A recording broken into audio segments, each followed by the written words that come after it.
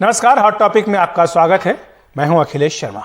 लखीमपुर खीरी में महिंद्रा थार से किसानों को कुचलकर मारने की वारदात का आज पुलिस ने नाटकीय रूपांतरण किया। इस कांड के मुख्य आरोपी आशीष मिश्रा समेत 4 आरोपियों को पुलिस मौके पर ले गई। उनसे इस वारदात पर पूछताछ की गई। आशीष मिश्रा को पुलिस उसके गांव भी ले गई। 3 अक्टूबर को किसानों के विरोध के बीच एक थार आई थी जो उन्हें पीछे से कुचलती हुई निकल गई थी। ये तस्वीर दिल दहलाने वाली है। आज पुलिस एक और जीप लाई और उसे किसानों के पुतलों पर चढ़ाकर उस वारदात को दोहराया और मौके पे नापजोख की। घटना के अगले दिन 4 अक्टूबर को घटनास्थल पर मौजूद चश्मदीद किसानों ने आरोप लगाया था कि थार में गृह राज्य मंत्री के बेटे आशीष मौजूद थे। हाँ, भाग गए। वो सांसद जी के लड़के फायरिंग करते हुए भाग गए। फायरिंग करते हुए सांसद जी के लड़के फायरिंग करते हुए भाग गए और गन्नों में छिप के निकल गए। और वो तो सबसे कह रहे हैं कि मेरा लड़का वहाँ कोई कार्यक्रम हो रहा था, यहाँ गया ही नहीं, ड्राइवर गाड़ी चला रहा था। आप लोगों ने देखा था? हाँ, देखा था, उनको देखा था, भागते हुए देखा उनको। छोटा लड़का था उनका, नाम मोनू है। क्या नाम है उसका? मोनू नाम है उनका। पुलिस आशीष मिश्रा समेत 4 आरोपियों को आशीष के गांव बनवीरपुर भी ले गई और उनसे समझने की कोशिश की कि उस दिन दोनों गाड़ियां कहां से रवाना हुई थीं, किस तरह वहां पहुंची। गांव में ज़बरदस्त पुलिस बंदोबस्त था।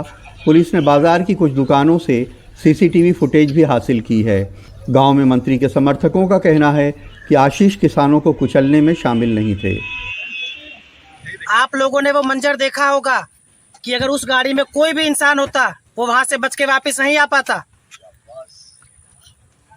फिर किस हिसाब से जांच एजेंसी चल रही है जो एक बेगुनाह को सलाखों के पीछे डाला जा रहा है। जिस वक्त महिंद्रा थार किसानों को कुचल रही थी, उसके पीछे एक फॉर्च्यूनर चल रही थी जो आशीष के दोस्त और पूर्व केंद्रीय मंत्री अखिलेश दास के भतीजे अंकित दास की है।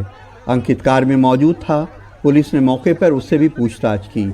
मौके से पकड़ा गया अंकित का कर्मचारी शेखर भारती पहले ही पुलिस को कह चुका है कि अंकित उस गाड़ी में मौजूद थे।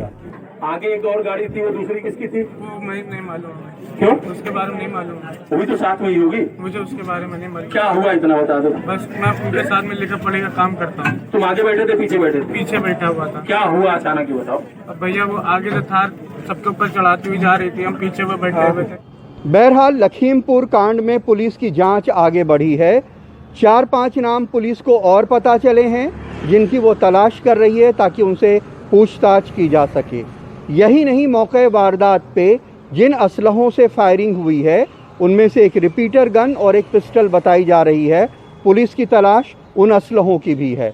लखीमपुर खीरी में प्रतीक और लखनऊ में कैमरामैन राजेश गुप्ता के साथ कमाल खान, एनडीटीवी इंडिया।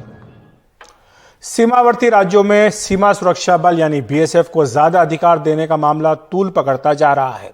बीएसएफ को सीमा के 50 किलोमीटर के दायरे में तलाशी और गिरफ्तारी का अधिकार दिए जाने के बाद आज अकाली दल ने पंजाब के चरणजीत सिंह चन्नी सरकार को घेरा और कहा कि पंजाब सरकार की सहमति के बिना केंद्रीय गृह मंत्रालय इतना बड़ा फैसला नहीं कर सकता।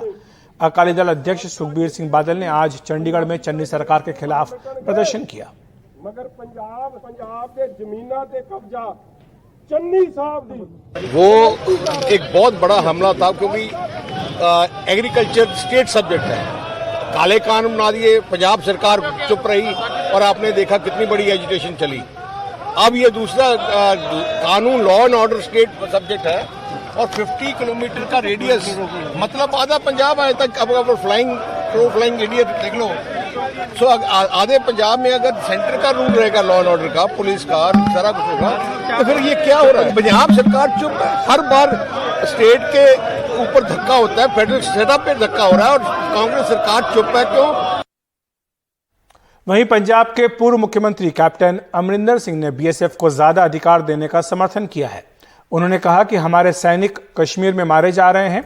हम पाकिस्तान समर्थित आतंकियों द्वारा पंजाब में ज्यादा से ज्यादा हथियारों और ड्रग्स को भेजते हुए देख रहे हैं। बीएसएफ की बढ़ी हुई मौजूदगी और शक्तियां ही हमें मजबूत बनाएंगी। केंद्रीय सशस्त्र बलों को राजनीति में न घसीटा जाए।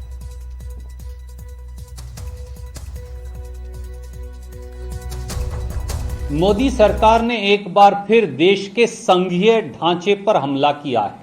मोदी जी ने एक बार फिर इस देश में तानाशाही का शासन चलेगा।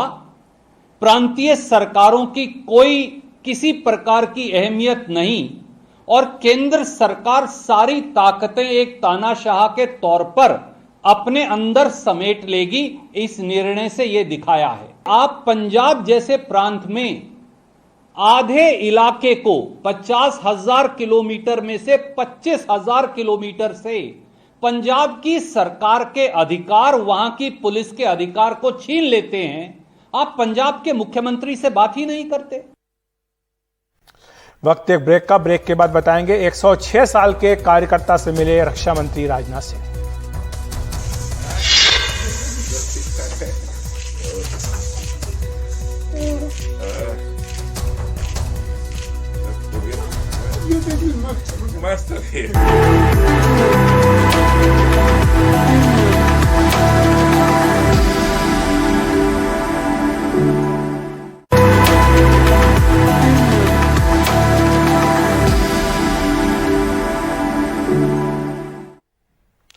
दिल्ली में छठ पूजा को लेकर सियासत जारी है। अब दिल्ली के मुख्यमंत्री अरविंद केजरीवाल ने उपराज्यपाल अनिल बैजल को चिट्ठी लिखकर सार्वजनिक रूप से छठ पूजा मनाने की अनुमति देने की मांग की है। केजरीवाल ने लिखा कि दिल्ली में पिछले 3 महीनों से कोरोना काबू में है, इसलिए कोविड प्रोटोकॉल का पूरा ध्यान रखते हुए छठ पूजा की अनुमति देनी चाहिए। आपको बता दें कि कल ही बीजेपी सांसद मनोज तिवारी ने केजरीवाल को चिट्ठी लिखकर छठ पूजा की तैयारियां शुरू करने की मांग की थी और उन पर मुस्लिम तुष्टीकरण का आरोप लगाया था।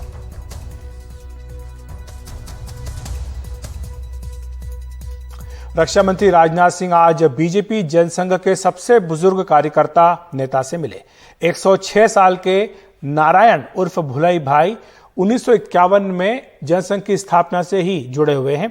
1974 और 77 में कुशीनगर से विधायक भी रहे हैं। इत्तेफाक से उस विधानसभा में राजनाथ सिंह भी हुआ करते थे। भुलाई भाई दिल्ली आए हुए थे और राजनाथ सिंह से मिलना चाहते थे। जब राजनाथ सिंह को पता चला कि भुलाई भाई उनसे मिलना चाहते हैं तो उन्होंने खुद ही यूपी भवन जाकर उनसे मुलाकात की। इस मुलाकात ने दोनों को भावुक कर दिया। राजनाथ सिंह ने उन्हें शॉल भेंट करके अपना सम्मान और स्नेह व्यक्त किया। देश भर में लगभग शायद इस समय सबसे बड़े आप ही होंगे कार्यकर्ताओं में।